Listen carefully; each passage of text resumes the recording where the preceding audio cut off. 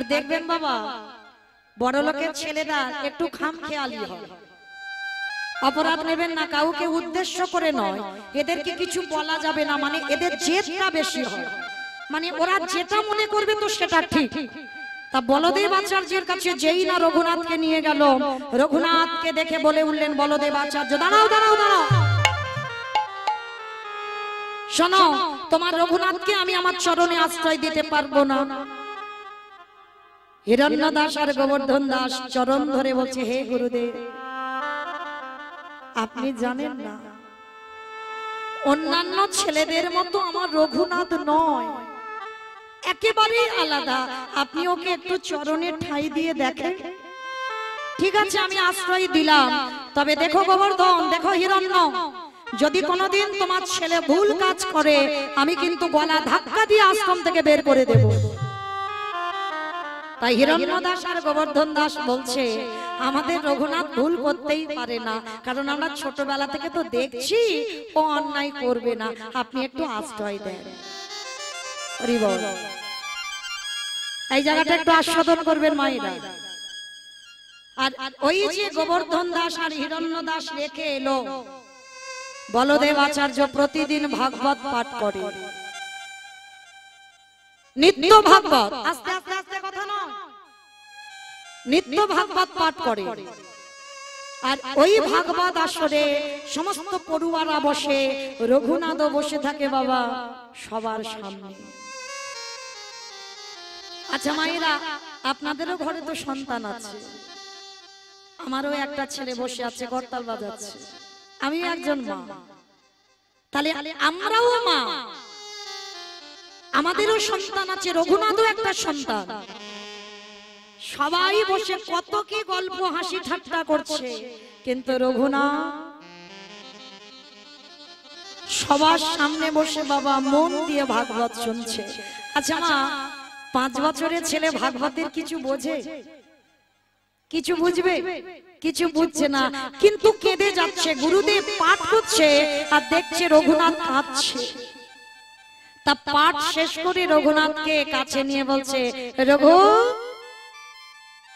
ও রঘু, এখানে আয় তো দেখি। এই রঘু, সত্যি করে বল, তোর কি হয়েছে? তুই এইরকম বসে বসে কাঁদছিস কেন? কি হয়েছে তো? তুই যে এতক্ষণ ধরে সেই সন্ধ্যা থেকে কাঁদছিস, আচ্ছা তুই ভাগবতের কিছু বুঝতে পারছিস? রঘুনাথ উঠে এসে বাবা ধন্যবাদ প্রণাম করেছে,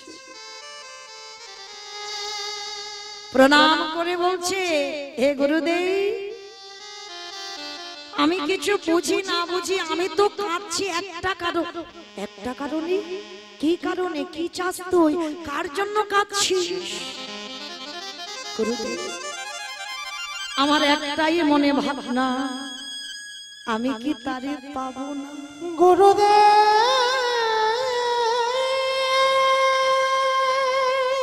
আমি কি তারিফ পাবো না? আমি কোথা গেলে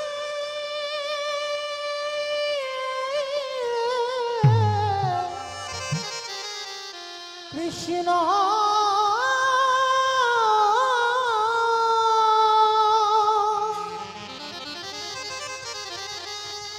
কৃষ্ণ দরস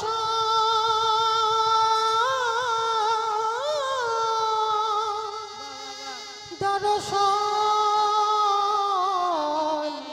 পাবো।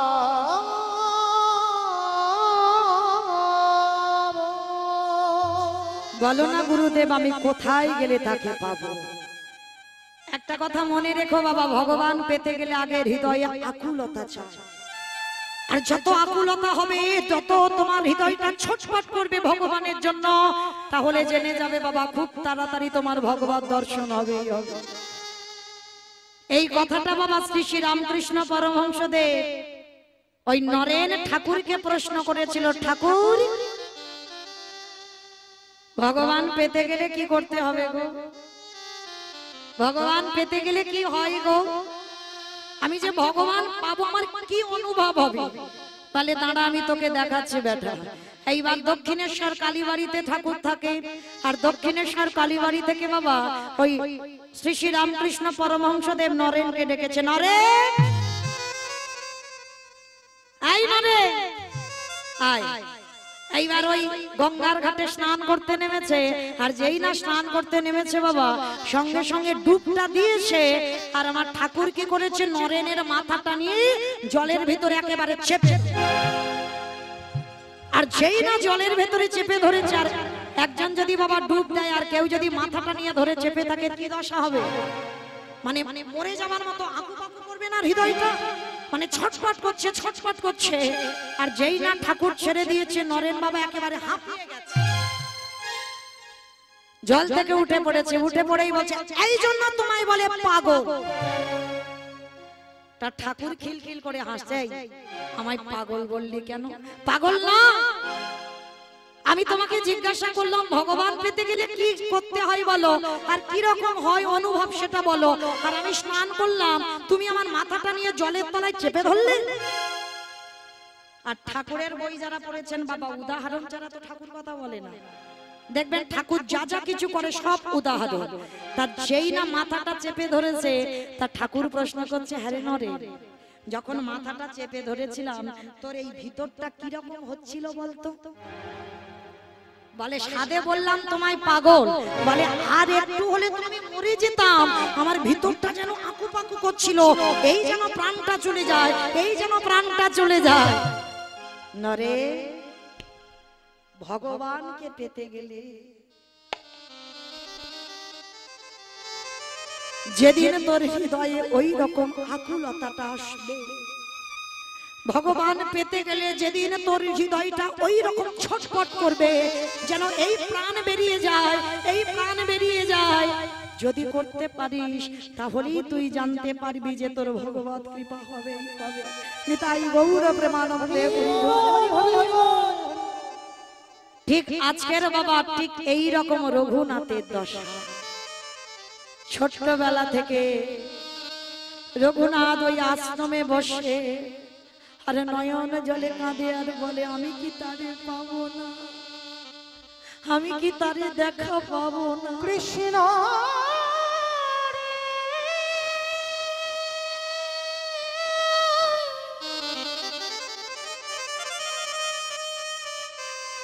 দেখা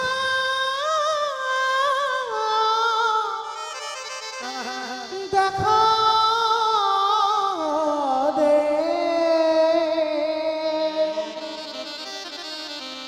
হরে কৃষ্ণ দেখা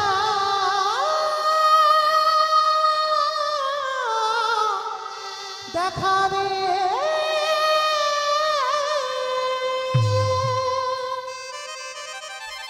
আশ্রমে রইল রঘুনাথ বাবা, এদিকে নামাচার্য হরিদাস লক্ষ্য হীরাকে উদ্ধার করে একদিনের জন্য এসেছিল ওই বলদেব আচার্যের ঘরে। আর বলদেব আচার্যের ঘরে যেই না হরিদাস ঠাকুর এসেছে, সমস্ত ছেলেরা আসতে, বাবা বাবা এখন প্রোগ্রামটা ছড়িও না, একটু নিবেদন বাবা, এখন এখন প্রোগ্রাম কেউ ছড়াবে না, যখন দল ওঠানামা করবে তখন দিও, কিন্তু কীর্তন চলাকালীন নয়। সবার চরণ ধরে বলবো, এমনিতে গরম হচ্ছে, প্রচুর গরম, একটু শান্ত হয়ে বসো। নিতাই গৌর প্রেমানন্দে হরি বল হরি বল হরি বল। হরিদাস ঠাকুর যেই না দাঁড়িয়েছে বাবা, সঙ্গে সঙ্গে আমার রঘুনাথ ছুটে এসে আমার ওই হরিদাস ঠাকুরকে দণ্ডবাদ, মানে শুয়ে পড়ে প্রণাম। মায়েরা মনে রেখো, আমাদের নারী জাতিদের দণ্ডবাদ প্রণাম নয়, নিষিদ্ধ। আমাদের হাঁটুটা মাটিতে রেখে পঞ্চাঙ্গ প্রণাম করতে হবে। আর পুরুষ জাতি ওদেরকে ষষ্ঠাঙ্গে দণ্ডবাদ প্রণাম। রঘুনাথ সব থেকে 24 ঘন্টা জগতে যত যত ভক্ত আছে, এই রঘুনাথ দাসের মতো দণ্ডবাদ প্রণাম আর কেউ কোনোদিন করতে পারবে না। যেমন নামাচার্য হরিদাসের মতো নাম কেউ জপ করতে পারবে না, আর রঘুনাথ দাসের মতো দণ্ডবাদ প্রণাম কেউ কোনোদিন করতে পারবে না। আর এই রঘুনাথ দাস যেই না বাবা হরিদাস ঠাকুরকে দণ্ডবাদ প্রণাম করেছে, হরিদাস ঠাকুর রঘুনাথের হাতটা ধরে বলছে, এই তো এই তো সেই ভক্ত। আচ্ছা বাবা, ভক্ত চিনবে কি করে? ভক্ত চিনবে কি করে? এই গলায় তুলসীর মালা দেখলে মনে পড়বে আমি বড় ভক্ত? না। আমি প্রসাদ ভুজি, আমি বড় ভক্ত? না। আমি গেরুয়া বসন পরে দাদার সঙ্গে তিলক সেবা করে বেড়াইয়েছি, আমি বড় ভক্ত? না। তাহলে চিনবে কি করে ভক্ত? ভক্তের নয়নের দিকে তাকালে দেখবেন একবারে কৃষ্ণ নামে যার হৃদয়টা দুলে ওঠে, একবার কৃষ্ণ নামে যার নয়নে বাড়ি ঝরে, অনুভব করবেন বাবা কিঞ্চিত ভক্ত হওয়ার অধিকার অর্জন করে ফেলেছে। কৃষ্ণ নামটা বললেই যখন তোমার হৃদয়ে আকুলতা এসে যাবে না, বুঝতে পেরে যাবে খুব তাড়াতাড়ি তোমার ভগবত দর্শন হবে। হরিদাস ঠাকুর যেই না রঘুনাথকে দেখেছে, রঘুনাথকে পরশ করেই বুঝতে পেরে গেছে বাবা এ কেমন ভক্ত। হরিদাস ঠাকুর মনে মনে করছে এই তো, এই মাটিতে বীজ পুঁতে দিলেই অঙ্কুরিত হবেই হবে। দেখবেন বাবা হাজার হাজার গুরুদেব শিষ্য তৈরি করে, কিন্তু সেই শিষ্যের মধ্যে কজন প্রকৃত শিষ্য তৈরি হয়? আজ হরিদাস যেই না দেখেছে রঘুনাথকে, দেখেই বুঝতে পেরে গেছে এই মাটিতে বীজ পুঁতে দিলেই অঙ্কুরিত হবেই হবে। রঘুনাথকে বুকে জড়িয়ে ধরেছে। আর রঘুনাথ ছোটবেলা থেকে বাবা এই হরিদাস ঠাকুরকে অনুকরণ করত। অনুকরণ মানে কি বুঝেছো বাবা? এই যেমন আমাদের কীর্তনিয়াদের এখন অনুকরণ চলছে, দেখবেন হুবাহুব একটা কীর্তনিয়া আর একটা কীর্তনিয়ার মতো গান গায়, একেবারে হুবাহুব একই রকম। এগুলোকে বলা হয় অনুকরণ, একজনকে একজন অনুকরণ করছে।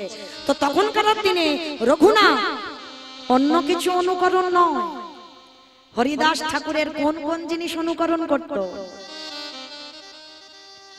জমিদারের ছেলে হয়ে 24 ঘন্টায় একবার আহার করত, যার বাবার সোনা দানা টাকা পয়সার কিছু অভাব নাই,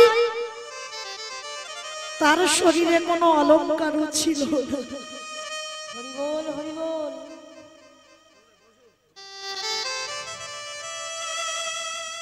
কারণ বাবা কলি তো বসবাস করে স্বর্ণতে। ভক্তি জগতে যদি আগাতে চাও, ওই সোনা দানার লালসা তোমায় ত্যাগ করতে হবে।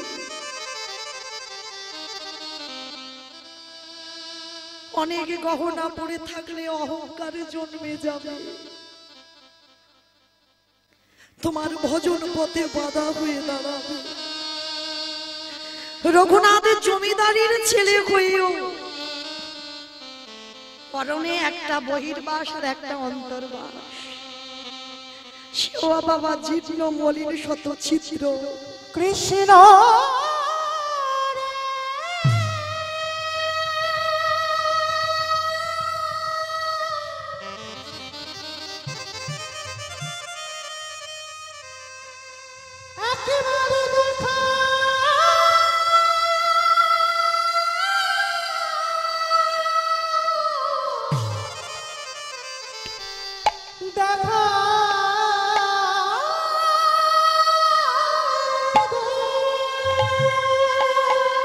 রঘুনাথ শয়ন করতো মা ধুলার পরে, কোন রকমে মাটিতে একটা মাদুর বিছিয়ে, মাথায় না থাকতো বালিশ, অঙ্গে না থাকতো কোনো কাঁথা। তো হরিদাস ঠাকুর ওকে দেখে সব সময় বলতো, খোকা তুই একটু বড় হ, তুই একটু বড় হয়ে তুই আমায় অনুকরণ করিস। না ঠাকুর, আমি যদি এখন থেকে তোমার অনুকরণ না করি, আমি তোমার মতো হব কি করে? ওরে তুই তো বড় লোকের ছেলে, তুই তো জমিদারের ছেলে, তুই কেন এই অবস্থাতে থাকবি?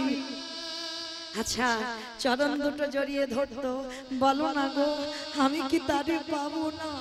আমি কি তারে পাবো না? আমায় বলে না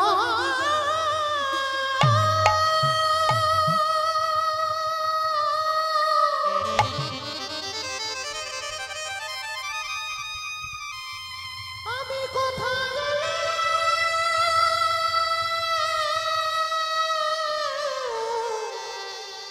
কৃষ্ণ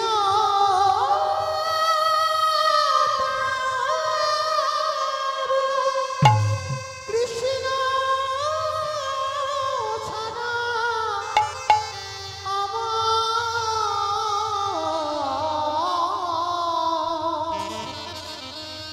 কৃষ্ণ ছাড়া আমি কিছু চাহি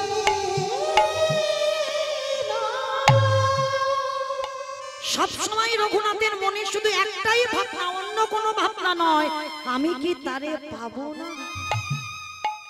পড়াশোনা শেষ হলো, রঘুনাথ বাড়ি চলে গেল। কিন্তু বাড়িতে গেলে কি হবে? বড় লোকের ছেলে যেখানে সাধুগুরু বৈষ্ণব আসে সেখানে ছুটে ছুটে চলে যায়, যেখানে ভাগবত হয় রঘুনাথ চলে যায়, যেখানে হরিনাম হয় রঘুনাথ চলে যায়। আবার বড় লোকের ছেলে তো আবার প্রজারা ছুটে গিয়ে রঘুনাথকে ধরে নিয়ে আসে।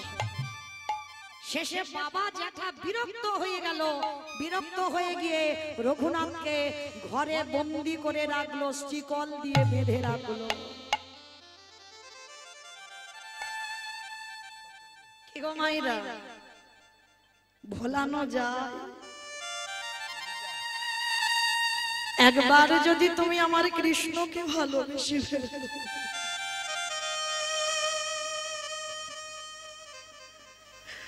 হাজার চেষ্টা করলেও বাবা তুমি আর তাকে ভুলতে পারবে না। রঘুনাথের হাত বেঁধে দিল, পা বেঁধে দিল, ঘরে বন্দি করে রাখলো। রঘুনাথ হেসে বলে উঠলেন, ঠিক করেছো বাবা, ঠিক করেছো তুমি। নিরজন জায়গা না হলে কি কৃষ্ণ ভজন হয় গো? বল হরি বল। যার জন্য তো পরম বৈষ্ণব বেছে নিয়েছি বাবা, কেদারনাথ বদ্রীনাথ। একেবারে পাহাড়ের মাথায় লোকালয়েতে আমরা মালা করি, মালা হয়, নাম হচ্ছে, সংখ্যা বাড়ছে, কিন্তু বাবা ভিতরের নাম হচ্ছে না। ওটা বাইরের নাম, দেহ শুদ্ধ হচ্ছে। ভিতরের নাম করতে গেলে তোমার জানালা দরজা বন্ধ করে ভগবানের প্রতি ছবিটাকে হৃদয়ে ধরতে হবে। আর ওই ছবিটাকে হৃদয়ে ধরে যদি একবার নয়ন জলে কেঁদে একবার মালা করতে পারো, তাইতে মা তোমার সারা জন্ম বন্ধ হয়ে যাবে। তাই গৌরব রঘুনাথ বলছে, ঠিক করেছো বাবা, আমি চাইছিলাম এই রকম নিরজন জায়গা, এই রকম নিরজন জায়গা আমার ইচ্ছা। বাবা রাতের বেলা করে খেতে দেয় রঘুনাথকে, অত সোজা নয়। এক সপ্তাহ রঘুনাথ কিছু খায়নি, এক সপ্তাহ। ভাবতে পারছো? অনেকে শিব চতুর্দশী দুদিন উপবাস হয়ে গেল, হয়ে যায়নি? আমাদের হয়েছে, দুদিন হয়ে গেছে, কিছু খাওয়া দাওয়া হয়নি, ওই একটু ফল পাওয়া, একদিন তো নির্জলাই হয়ে গেল। তাহলে দুদিন উপবাস করে আমাদের যদি অত কষ্ট হয়, রঘুনাথ এক সপ্তাহ কিছু খাইনি গো। বাবা মা কৃষ্ণ ভোলাবার জন্য শিকল দিয়ে বেঁধে রেখেছে, বলে ভুলে যাও ওই নামটা। কিন্তু ওকে তুমি ভুলবে, আর কৃষ্ণ যদি তোমারে ধরে তুমি ভুলতে পারবে? এক সপ্তাহ যখন খাইনি, জ্যাঠামশাই ছুটে এসেছে, রঘুনাথ, রঘুনাথ, শুনলাম তুই নাকি এক সপ্তাহ কিছু খাসনি। জ্যাঠামশাই কাঁদছে, অনেক সাধনার ধন তো, কঙ্কাল সার দেহ হয়ে গেছে। দেখবেন বাবা, ভক্ত যদি হয়েছে না,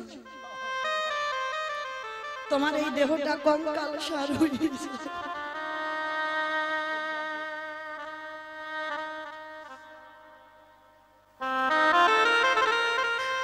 তাদের না থাকবে কোনো সাজগোজ,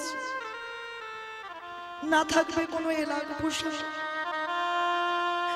না শরীরের কোনো চিন্তা ভাবনা, কারণ তাদের তো একটাই চিন্তা, আমি কি তারে পাবো না। তো রঘুনাথ কি করেছে? রঘুনাথ গিয়ে বাবা যেই না দাঁড়িয়েছে, জ্যাঠামশাই হিরণ্য দাস এসেছে।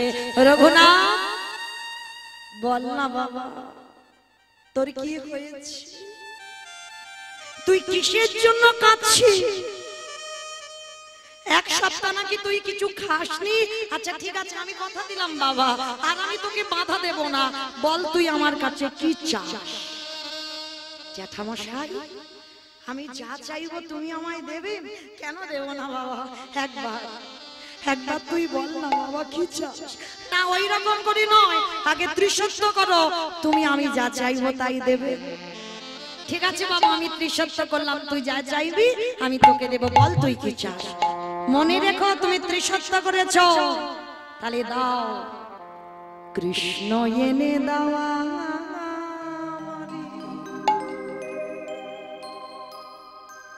কৃষ্ণ এনে দাওয়া,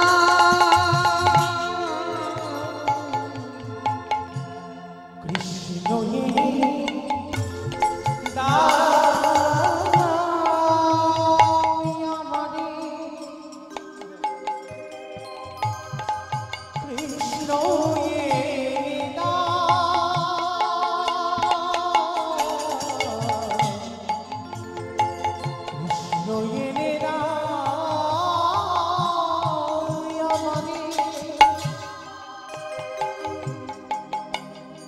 কৃষ্ণ এনে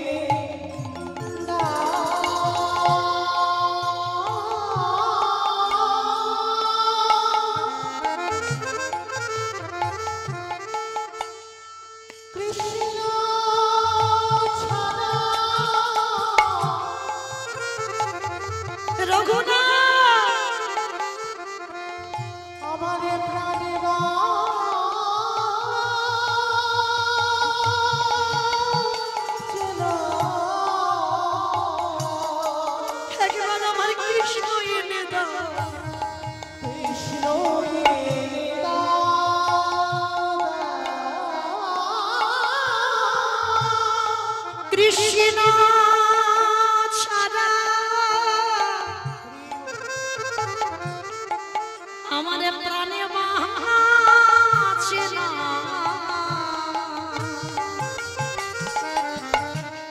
তুমি কৃষ্ণ এনে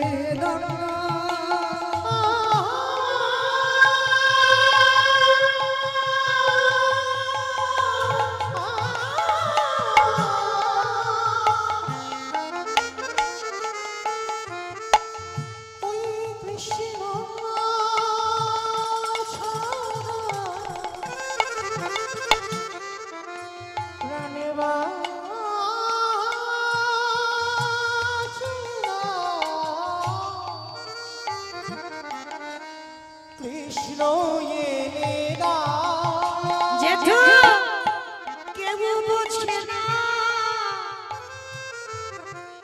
আমার মনের কথা, বলবো আমি কারে, বোঝে না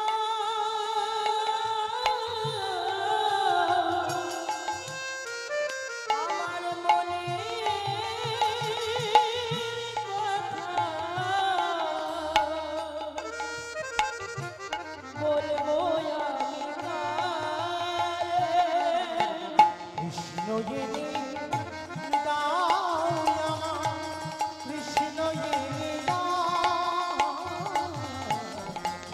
নিতাই গৌর প্রেমানন্দে হরি বল হরি বল হরি বল।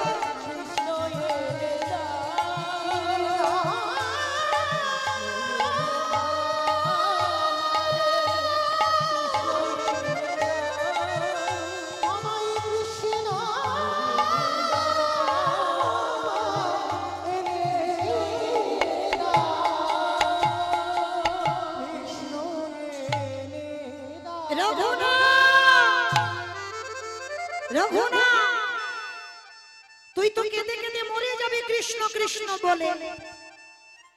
বলদেব আচার্য ছুটে এসেছে খবর পেয়ে। ছোট্ট একটা বালক কৃষ্ণ প্রেমে বিভোর, খাওয়া দাওয়া বন্ধ করেছে। কি গো, পারলাম না এইরকম সন্তান তৈরি করতে,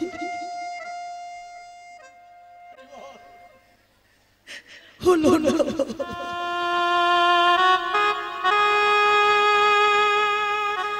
বলদেব আচার্য এসে বলছে, আরে রঘু, তুই কি পাগল হয়েছিস? কৃষ্ণ বলে কেঁদে কেঁদে তুই কি পাগল হয়ে যাবি? গুরুদেব বলো না, আমি কি তারে পাবো না? আমি যদি তারে না পাই, হে জীবন আমি আর রাখবো না। পাবি বাবা, পাবি, তার তুই পাবি।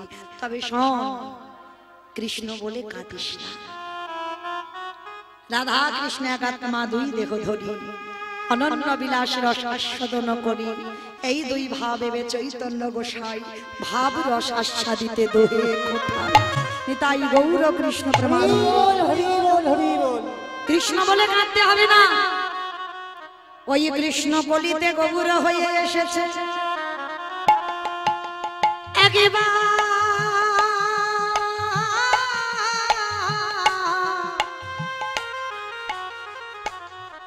একেবারে কৃষ্ণ বলে না কেঁদে, একেবারে গৌরী বলে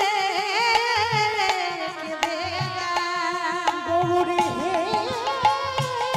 নিতাই গৌর হরি বল, হরি বল।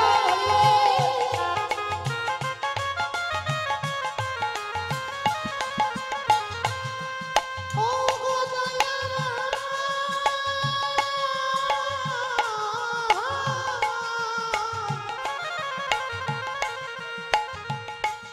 ও গো কৃপা,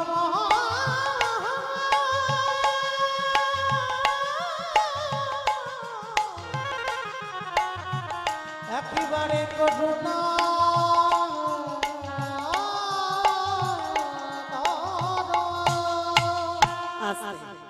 যেই নাচকের বাবা যেই বলেছে কৃষ্ণ বলে কাঁদতে হবে না, কৃষ্ণ কলিতে গৌর হয়ে এসেছে নদিয়া।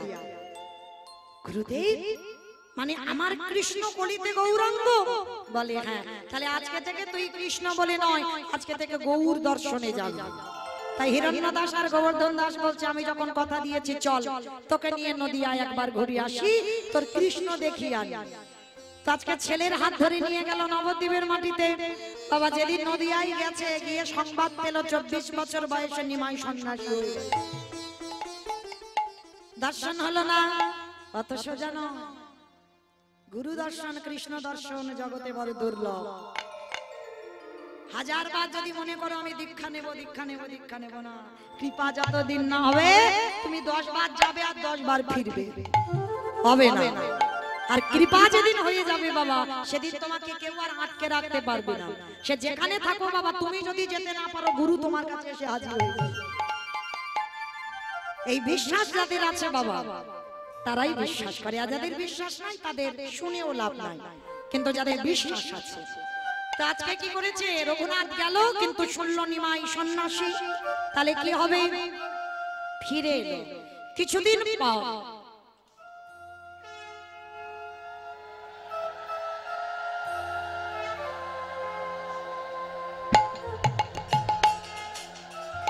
তাই গৌর প্রেমানন্দে হরি বল, হরি বল। তা ফিরে এসেছে বাবা। কিছুদিন পরে আমার মহাপ্রভু এসেছিল অদ্বৈত আচার্যের ঘরে। এটা আপনারা জানেন, নিমাই সন্ন্যাসের পর।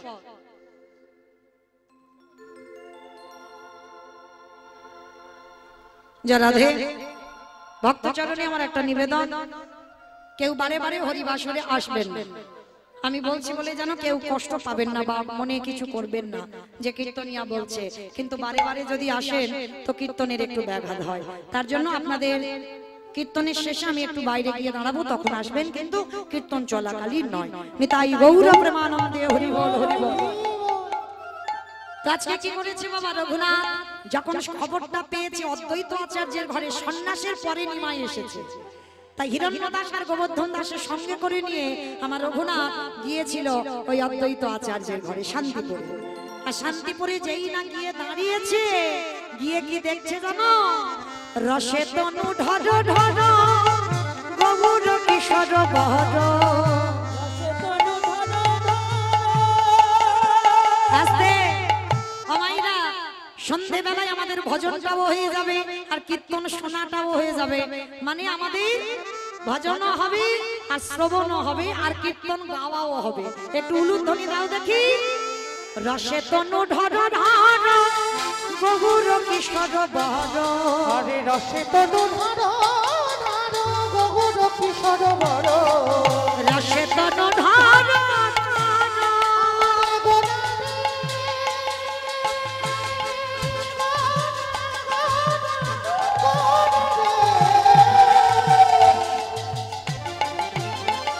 নিতাই গৌর হরি।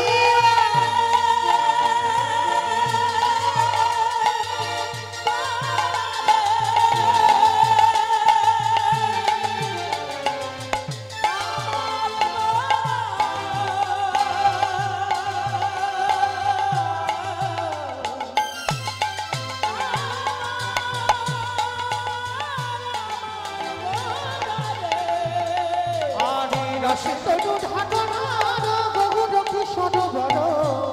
এবির নামে শ্রীকৃষ্ণ চৈতন্য। আরে এবে নাম শ্রীকৃষ্ণ চৈতন্য। এবির নামে শ্রীকৃষ্ণ চৈতন্য। আরে এবে নাম শ্রীকৃষ্ণ চৈতন্য। এ শ্রবণে গুরু কথা কহিতে অন্তরে হে ব্যথা। শ্রাবণী গূঢ় কথা কহিতে অন্তরে ব্যথা। এ শ্রবণে গুরু কথা কহিতে অন্তরে ব্যথা। আরে এই শ্রাবণী গূঢ় কথা কহিতে অন্তরে ব্যথা। ভক্ত বিনা নাহি জানে অন্য। ভক্ত বিনা তাই গৌর হরি বল হরি বল। ভক্ত বিনা নাহি জানি অন্য।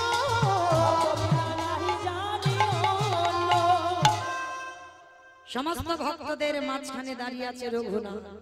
কীর্তন শেষ হলো, সবাই প্রণাম করলো আর রঘুনাথ সবার মাঝখান থেকে গিয়ে মহাপ্রভুর চরণে গিয়ে বাবা একেবারে শুয়ে পড়ে দণ্ডবত।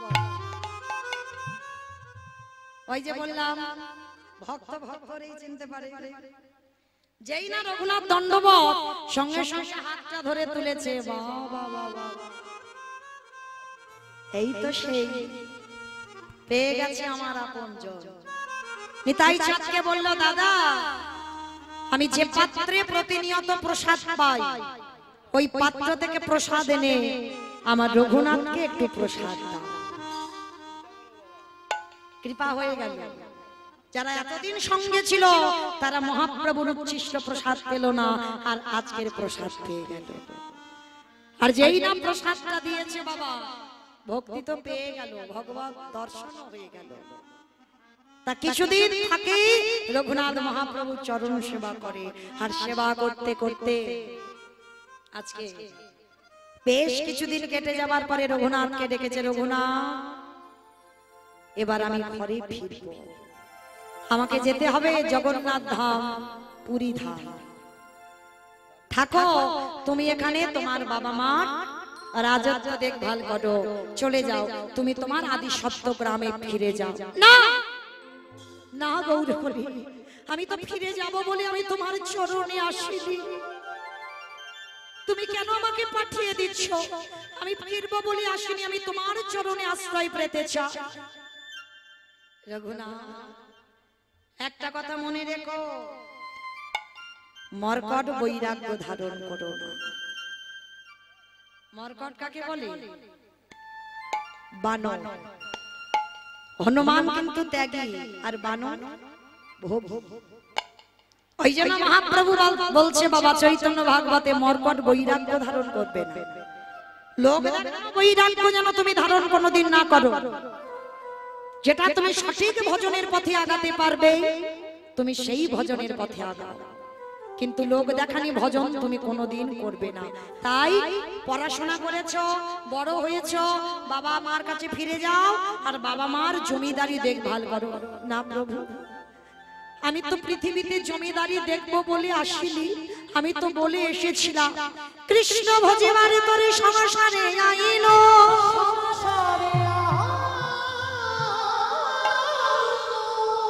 মিছি মায়ায় বদ্ধ হয়ে বৃক্ষ সম হইল।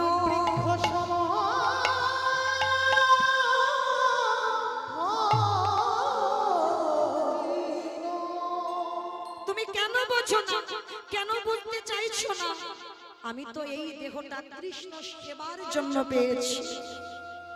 কে গো, এখানে আমরা এতজন ভক্ত জানি সবাই কৃষ্ণ ভক্ত হব বলে এলাম, আর হলাম কি মায়ার ভক্ত, মায়ার দাসত্ব করছি। ভুলে গেলাম আমরা কৃষ্ণ দাস, কিন্তু না, জানো মনে পড়ে গেল এই যে কৃষ্ণ দাস হতে হবে। তো আজকের রঘুনাথ এতটাই ভজন পথে আগিয়েছে, তথাপি আমার মহাপ্রভু সঙ্গে নিল না। কেন নিল না? অত সোজা নয় বাবা, একটা কথা মনে রেখো, এই জগৎটা না বাবা অনেকের পিছনে লাগার ভক্ত অনেক আছে। দেখবেন তুমি তোমার আচরণ করতে পারবে না, কিন্তু যারা আচরণ করছে বাবা তাদের পিছনে লাগতেই আছে, লাগতেই আছে। হ্যাঁ, কিন্তু তুমি বাবা এক মাস একটু নিরামিষ সেবা করে দেখো তো, প্রসাদ তো বাপ, এক মাস একটু নিরামিষ সেবা করে দেখো, পারবে না। এখন তো বাবা বাবা মা মরে গেলে সে মালসার ভাত খাওয়া উঠে যাচ্ছে।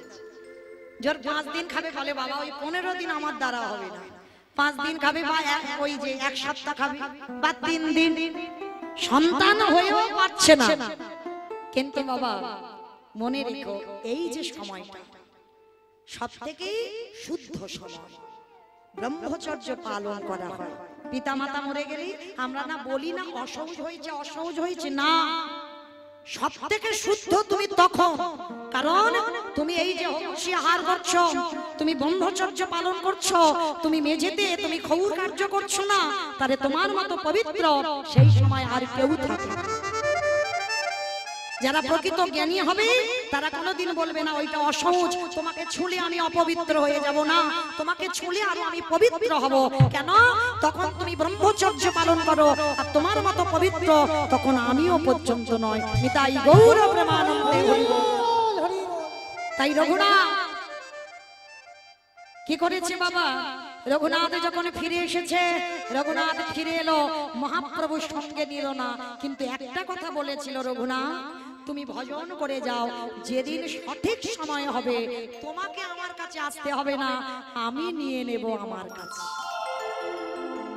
ওই জন্য বাবা যে যত ছটফট করি না কেন, যার যখন কৃপা হয়ে যাবে সংসারের মায়াতে কেউ আর বেঁধে রাখতে পারবে না, সব মায়ার দড়ি ছিঁড়ে দিয়ে সে কৃষ্ণ পাবার লালসায় ছুটে যাবে।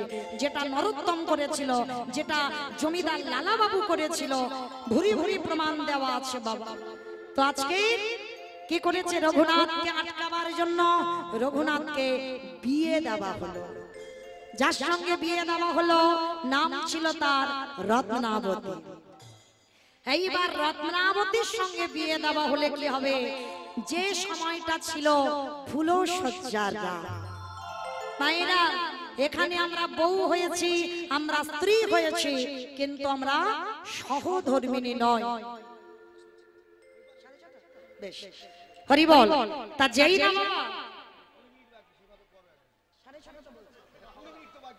ঠিক আছে, ঠিক আছে, ঠিক আছে, ঠিক আছে, ঠিক আছে, ঠিক আছে, ঠিক আছে, ঠিক আছে, উনি সময় চলে আসবে, আমি সময় ছাড়ছি। হরি বল। তো আজকে রঘুনাথকে সংসারে আটকাবার জন্য বিয়ে দেওয়া হলো, নাম হলো তার রত্নাবতী। কিন্তু রত্নাবতী বউ নয়, রত্নাবতী স্ত্রী নয়, রত্নাবতী ছিল বাবা সহধর্মী। ফুলসজ্জার ঘরে রঘুনাথ বসে বসে কাঁদছে, আর রত্নাবতী গিয়ে প্রশ্ন করেছিল, স্বামী কাঁদছো কেন তুমি? আস্তে আস্তে কথা নয়, আস্তে আস্তে আস্তে, এখনো তো আসছে না, সময় আছে, একটু আস্তে। তো রত্নাবতীর সঙ্গে বিবাহ হলো। বিয়ে দেওয়ার পর এইবার ওই রত্নাবতী বলল, বলো তুমি কার জন্য কাঁদো? আমি কথা দিলাম এই রাতের অন্ধকারে তোমার বাবা মা বিয়ে দিয়েছে কৃষ্ণ ভোলাবার জন্য, এই রাতের অন্ধকারে এই সংসার থেকে আমি কৃষ্ণ চরণে তোমায় পাঠাবো। রত্নাবতী মনে রেখো, এ জীবনে কোনোদিন তুমি আমাকে আর পাবে না। রত্নাবতী বলেছিল, আমি তোমার সহধর্মিনী, নাইবা পেলাম তোমার 3টে দিনের স্মৃতি নিয়ে আমি সারা জীবন কাটিয়ে দেব। কি গো, পারবে কোনোদিন? ফুলসজ্জার রাত্রে স্বামীকে চিরজনমের মতো বিদায় দিতে দিয়েছিল রত্নাবতী মা, কিন্তু যাবার সময় একটা কথা বলেছিল, যদি কোনোদিন কৃষ্ণ পাও, একবারে জীবনে তো আমার হবে না, একবার ওই কৃষ্ণ চরণে আমার নামটাকে জানিয়ে দিও। রাতের অন্ধকারে বেরিয়ে পড়ল রঘুনাথ। গেল কোথায়? পৌঁছে গেল জগন্নাথ ধাম, পুরী ধাম। এইবার রঘুনাথের বৈরাগ্যটা দেখে। যখনই বাবা যেটা শুনেছিল রঘুনাথ সংসার ত্যাগ করে পুরী ধামে গেছে, তখন বাবা অন্ন বস্ত্র অর্থ রঘুনাথের জন্য পাঠায়, আর রঘুনাথ সেইগুলো নিয়ে ওই বৈষ্ণব সেবা ভক্ত সেবা দেয়। কিন্তু মহাপ্রভুর এটা পছন্দ নয়। কেন বাবা? এটা মৌমিতা বলছে না, মহাপ্রভু বলে গেল, কাউকে যদি দিতে চাও কিছু, তোমার ডান হাত দেবে, বাম হাতে যেন জানতে না পারে।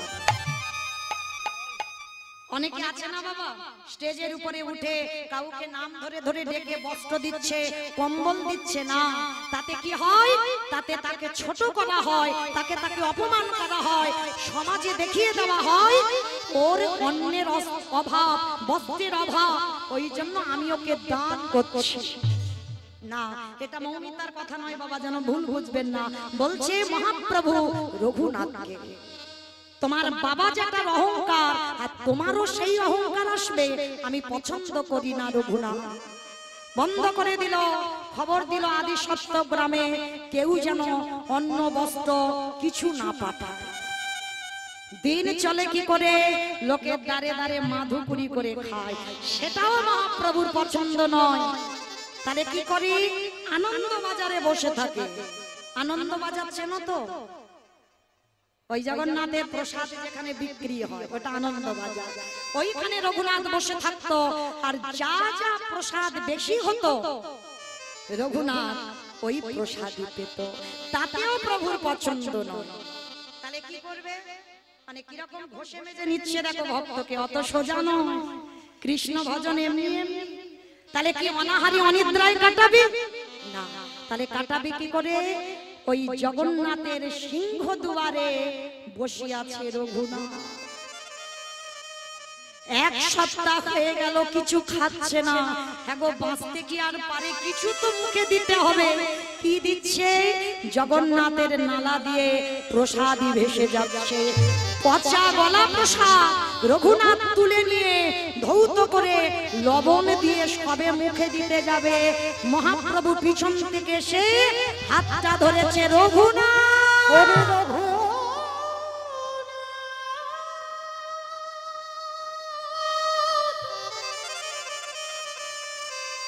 একেবারে চেয়ে